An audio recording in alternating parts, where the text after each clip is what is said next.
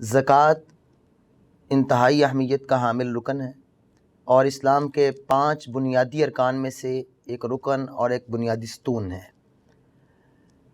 اس کی اہمیت کو دیکھنے کے لیے ہم اگر اس بات پہ توجہ کریں کہ زکوٰۃ کے منکرین جو زکوٰۃ کا انکار کر دیتے ہیں، رسول مکرم صلی اللہ علیہ وسلم کی زندگی کے بعد سیدنا ابو بکر صدیق رضی اللہ عنہ نے کہا تھا واللہ لأقاتلن من فرق بین الصلاۃ والزکاۃ، اللہ کی قسم جو آدمی نماز اور زکوٰۃ میں فرق کرے گا میں اس کے ساتھ قتال کروں گا، یعنی نماز پڑھے گا اور زکوٰۃ نہیں دے گا تو لڑائی کروں گا اس کے ساتھ۔ صحیح۔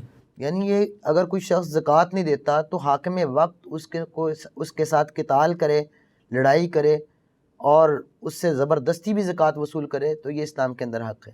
اللہ۔ زکوٰۃ کی اہمیت کو ہم اس بات سے جان سکتے ہیں کہ جو شخص زکوٰۃ نہیں دیتا، قرآن مجید میں اللہ تعالیٰ نے اس کے بارے میں سخت وعید فرمائی ہے، والذین یکنزون الذھب والفضة ولا ينفقونها فی سبیل اللہ فبشرہم بعذاب علیم۔ اے پیغمبر صلی اللہ علیہ وسلم، آپ ان کو دردناک عذاب کی بشارت دے دیں جو لوگ اپنے مالوں سے زکوٰۃ نہیں دیتے، اور وہ سونے اور چاندی کو جمع تو کرتے ہیں اور اللہ کی راہ میں خرچ نہیں کرتے، تو اللہ کی راہ میں خرچ کرنا اس کی زکوٰۃ دینا ہے۔ صحیح۔ سیدہ ام سلمہ رضی اللہ تعالیٰ عنہ کو اللہ کے نبی صلی اللہ علیہ وسلم نے فرمایا تھا کہ جس زیور میں تو زکوٰۃ نہیں دیتی وہ کنز بن جائے گا۔ صحیح۔ اور قرآن مجید کی آیت میں فرمایا کہ جو لوگ خزانے جمع کر رہے ہیں، کنز بنا رہے ہیں اور اس کو اللہ کی راہ میں خرچ نہیں کرتے، دردناک عذاب، اور پھر یہی سونا اور چاندی اور ان کے زیورات اور مال اسباب جہنم کی آگ کے اندر گرم کر کے ان کی پیشانیوں پر، ان کے پہلوؤں پر اور ان کی پشتوں پر پگھلا کر لگائے جائیں گے اور ان کو داغا جائے گا، تو یہ سزا ہوگی قیامت کے دن۔ الیاذ باللہ۔ تو یہ حساس مسئلہ ہے کہ جو آدمی زکوٰۃ نہیں دیتا وہ اللہ کے ہاں بہت بڑا مجرم ہے اور یہ بنیادی چیزوں میں سے ہے۔ اور اگر ہم اس کی اہمیت کی بات کرتے ہیں تو اللہ تعالیٰ قرآن مجید میں فرماتے ہیں خذ من اموالہم صدقۃ تطہرہم وتزکیہم بہا وصلی علیہم۔ تو اللہ تعالیٰ نے 3 احکامات بیان فرمائے۔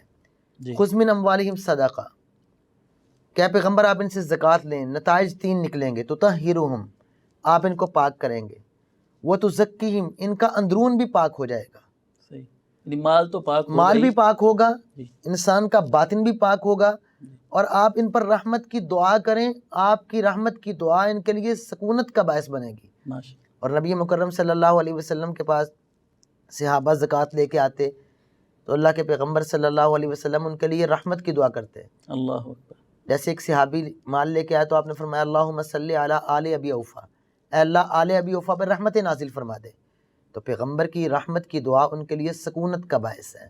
تو اس لیے یہ زکوٰۃ جو دیتا ہے وہ شخص بہت سارے فوائد حاصل کرتا ہے، ثمرات ملتے ہیں، اور جو زکوٰۃ نہیں دیتا چاہے وہ اس کے پاس کتنی مالیت کیوں نہ ہو، اگر پوری زکوٰۃ نہیں دیتا، کم دیتا ہے، صحیح زاویوں پہ نہیں دیتا، تو یہ اللہ کے ہاں مجرم ہے اور اس کے جرم کی سزا بہت شدید ہے۔